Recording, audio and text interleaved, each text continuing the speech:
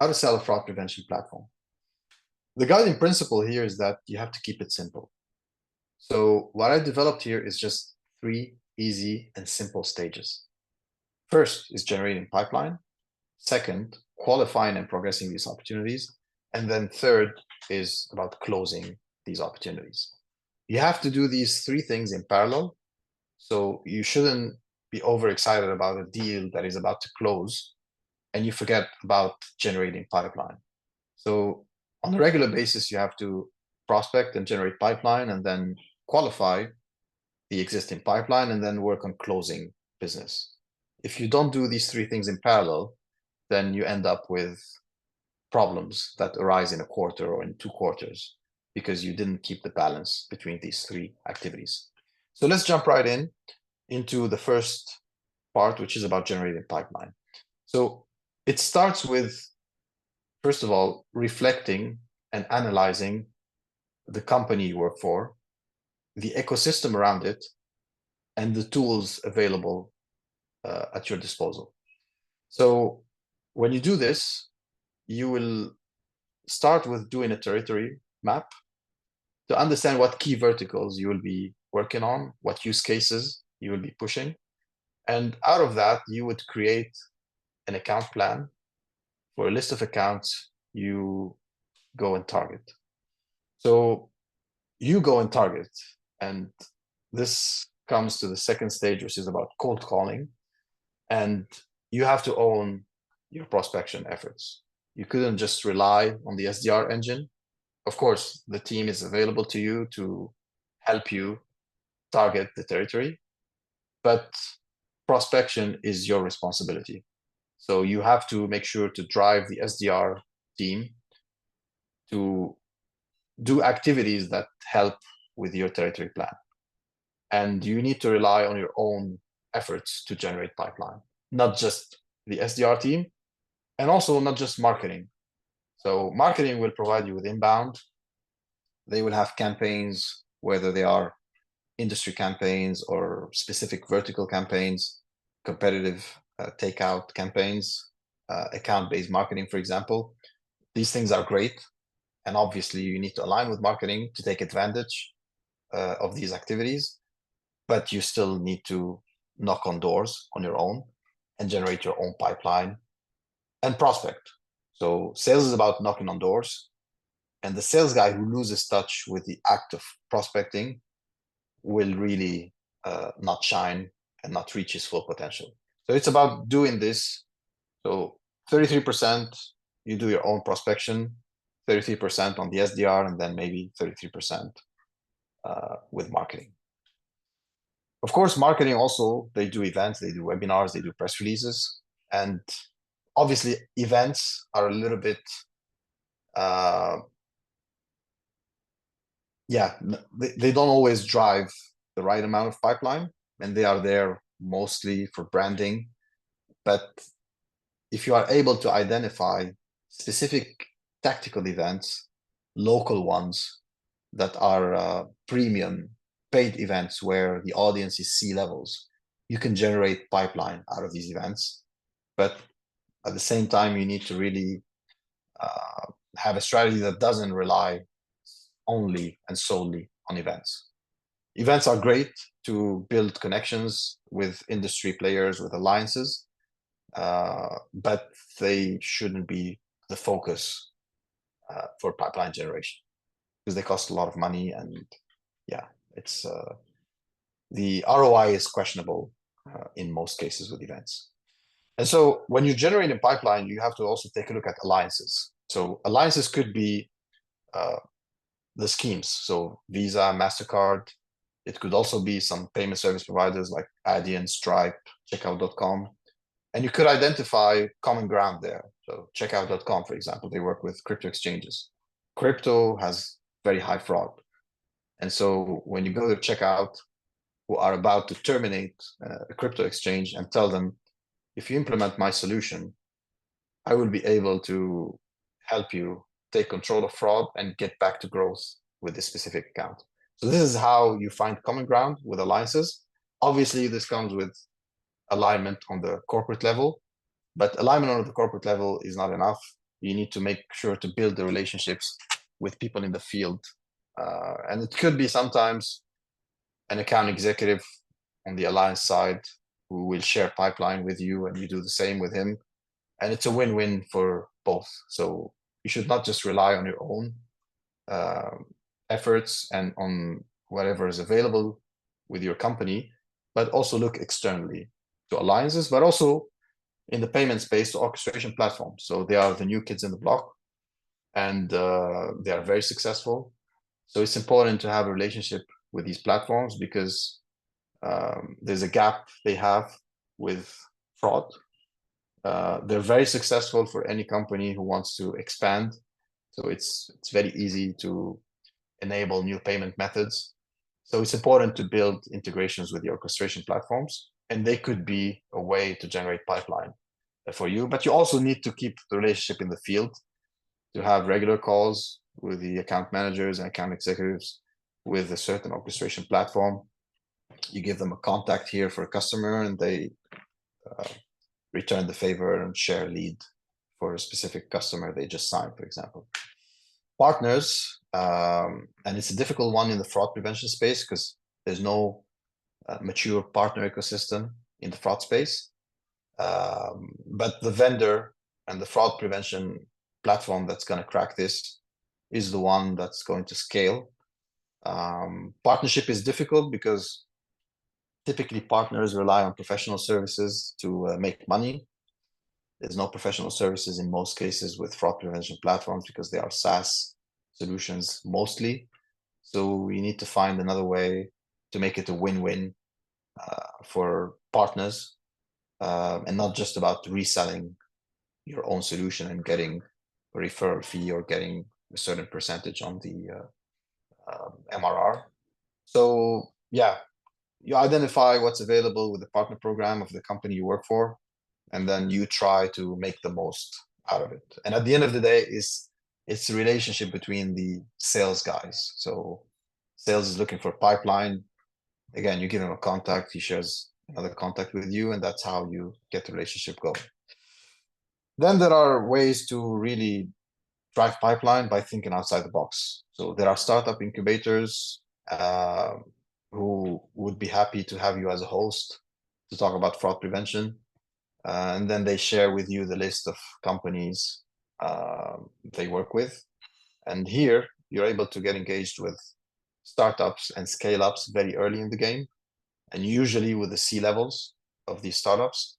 So you get like very good relationships that you can leverage to build pipeline, and very good relationships that you can leverage to also get other contacts. There's another way to generate pipeline that is super interesting, which is using an SDK intelligence platform. So SDK intelligence platforms, they look at applications, and we are in a world of apps rather than websites. So it's important to really take a look at the Google Store and Apple Store and understand what's growing, what's declining, and understand these niche applications that are out there that are generating a lot of money and could be great companies to target. And so SDK Intel companies, they download apps and they decompose them, and then they tell you this specific app is using this specific SDK. It could be, for example, Remitly, for example, in the remittance space. Remitly, they will tell you that Remitly is using Sardine and Riskified for fraud prevention, and Jumio for KYC, and Stripe for payment processing. And this information is really gold because it helps you avoid shooting in the dark when you're prospecting. If I know that a company has Sardine and Riskified, I can target this company in a different way, and I can customize my outreach campaign differently because I know they're already using a real-time machine learning solution that is quite sophisticated. So it's different from approaching a company that might have a legacy solution. At the same time, if I know that the company is using Jumio, and if I have an alliance with Jumio, I have a way to target the customer, and I have a way to approach him by leveraging this information. So SDK intelligence is also a way for generating pipeline. And then there is this new intent platforms like 6sense. They tell you and give you information about customers who are in different stages of the buying journey. And you could leverage this information by knowing that they searched for a specific keyword and target them using this message, and target them knowing that they are searching for these competitor names. And so you already have an information that you can leverage to prospect. And information is key. Information is really something that helps you generate pipeline. And that's the new way of generating pipeline. You need to have as much information as possible, because with context, you can really tailor and increase your chances to generate interest from customers. So this is when it comes to generating pipeline. The second stage is you have pipeline. Now you want to qualify this pipeline, and you also want to progress the pipeline, because it's not just about qualifying, it's also about getting the customer excited to move forward, getting the customer excited to bring in the team needed on his side to advance the project. So bringing in engineering, bringing in finance, and really convincing everyone that the solution is going to work and solve the problem. And so when you're doing this, you need to have a sales methodology. Sales is science. So there's an art that is part of it, but it's mostly a science now.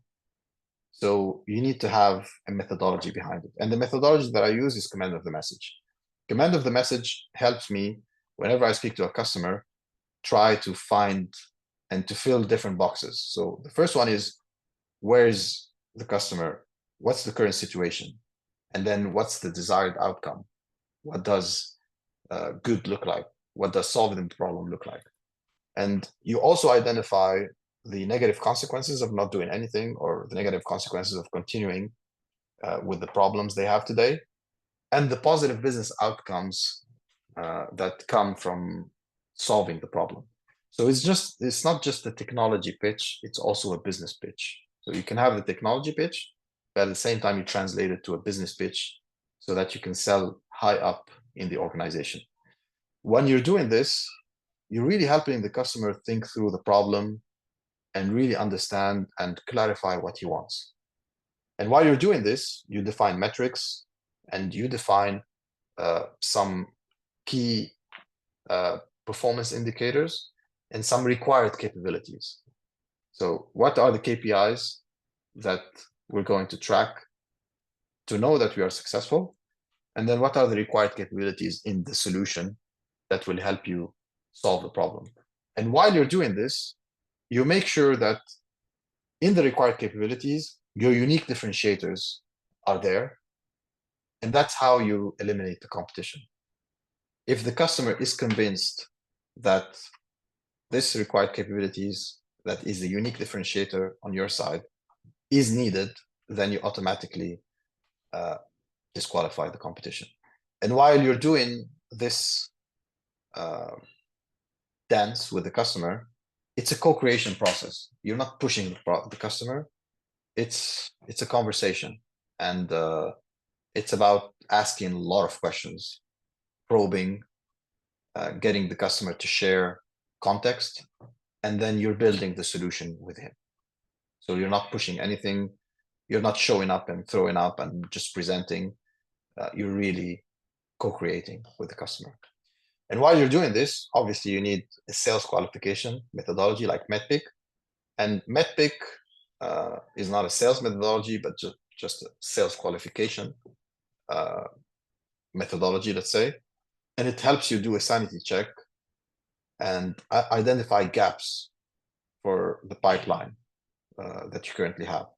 So it could be that you don't have a champion yet, so you develop that champion.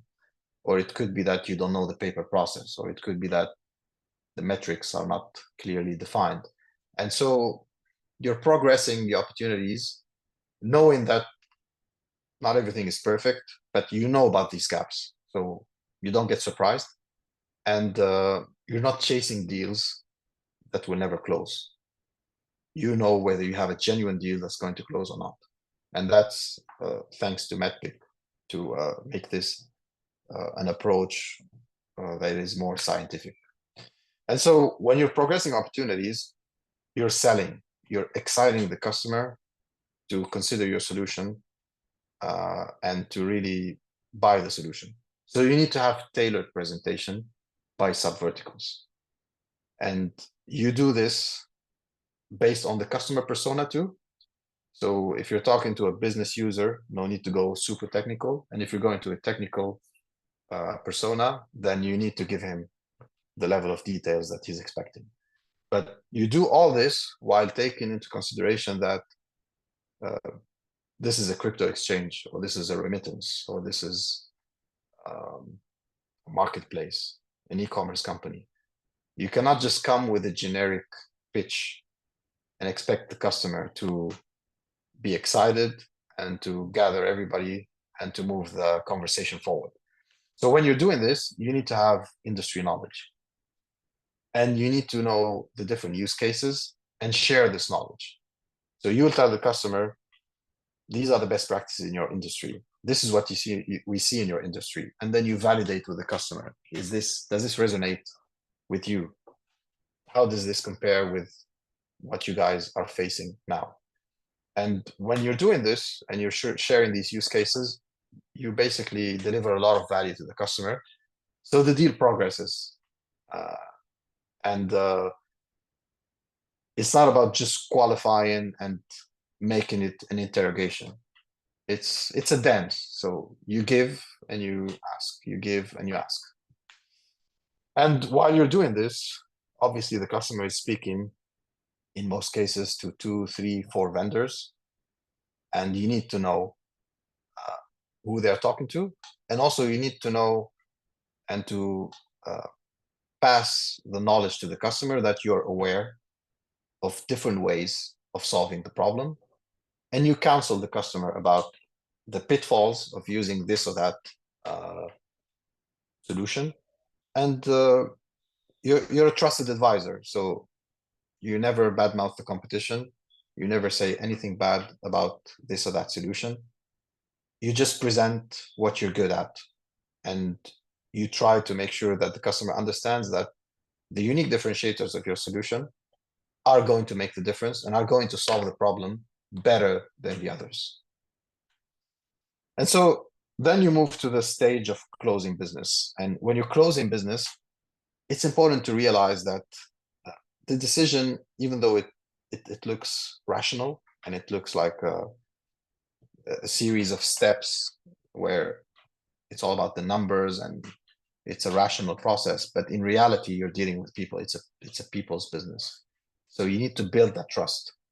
You need to understand who you're dealing with, what their level is in the organization, what are the aspirations they have, and you need to make them realize that when they go for your solution, when they solve the fraud problem in a very effective way, they will shine, and this is going to help them internally to advance their careers. And so building trust is super important, and realizing that you're dealing with people.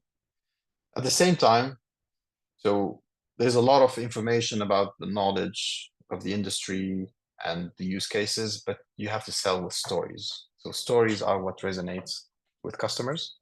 So you shouldn't just make it about numbers and about having the largest global data network or having this many signals, or you need to sell with a story. So, and a story usually will have different stages where there's a start, there's a struggle, and then there is a solution. And there is always like a hero that and a villain, ideally. So we need to try to incorporate these stories more into selling fraud prevention platforms, because a lot of times the pitch is boring. So, and this is what can make it more compelling. So when you're trying to close business, you need to realize that it's an influence game, and you need to build an influence map, and you need to gauge the influence capital of your champion. And even if your champion is powerful, you need different people in the organization. And it shouldn't be a single threaded approach to sell. So you need to know who is who in the account and try to reach as many as possible in terms of influencers and decision makers.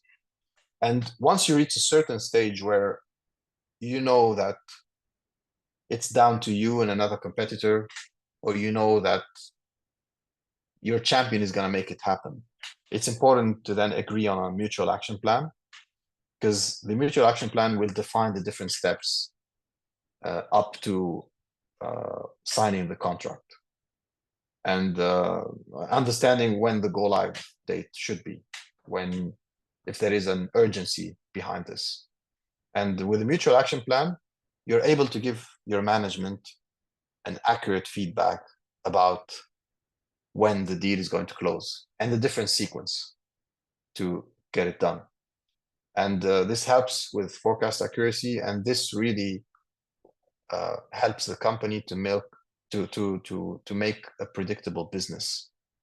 And in the case of a company that's going to IPO, this is gold, because you really understand where your deals are, and you really understand and have a way to show the management that when I'm saying this deal is going to be forecasted and is going to close in 2 months, there is a logic behind it, and there are different steps that we go through.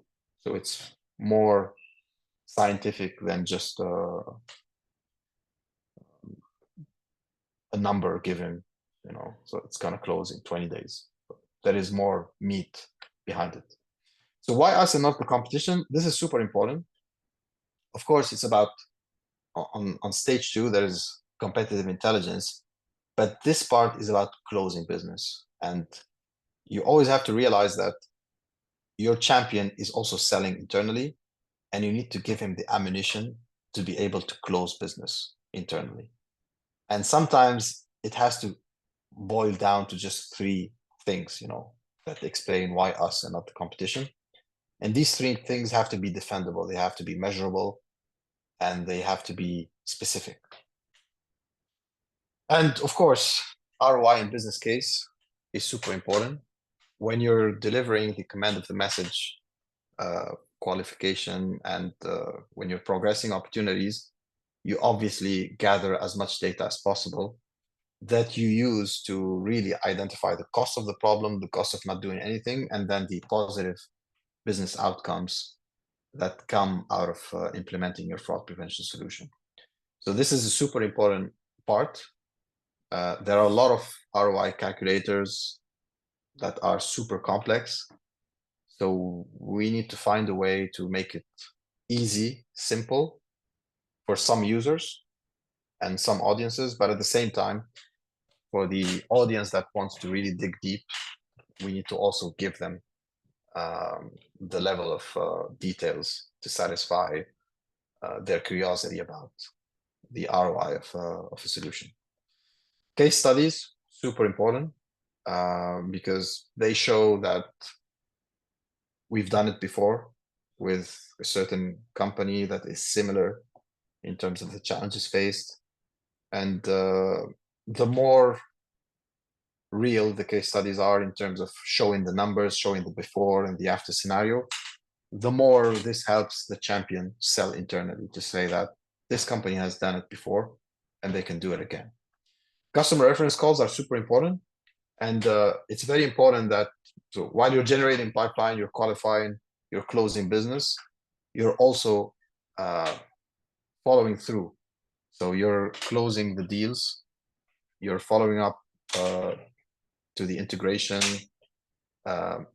you're making sure that the customer is in a healthy state, and you build this relationship with the customer, and you can leverage that relationship to ask for referral, to ask for the customer to have a reference call with another prospect, to ask the customer to walk the prospect through the way and the how behind using your fraud prevention solution, to walk him through the before and the after, and the process of selecting your solution, what solutions they evaluated, and how did they decide to buy your solution? Because a lot of companies, it's not common for them to buy a fraud prevention platform.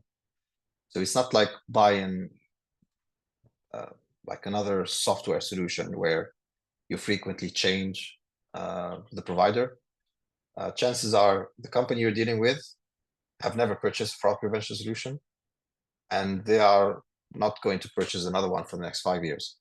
So getting the customers to sell on your behalf and to show them how they went through this process is super important. And you can only do that if you follow through and you continue to follow up with your customers and to keep the relationship so that they can become customer references for you. And of course, it's all about assessing and asking yourself, what's in my toolbox? Who are the people around me that can help me close business? And a lot of times you could bring in people from the fraud team internally, fraud experts. They could also be somebody from engineering, somebody from product management, somebody from finance sometimes. So the company that you work for could provide you with a lot of ammunition to close these deals, and you should not shy from using these resources and these people to help you close business. And one of the variables that you can use is the executive relationships. So a lot of times it makes sense to introduce your CEO to the CEO of the prospect. And it's important to not make it single-threaded for the customer too, where the customer is just dealing with you. It's good to give him access to other people in your organization so that they feel that there's executive sponsorship, there is leadership helping here, and it's not just you, the sales guy, who's holding the gate and the key to your own company. You're giving him access to other people, and it's a team effort, so that if one day you go, there's still other people who can follow through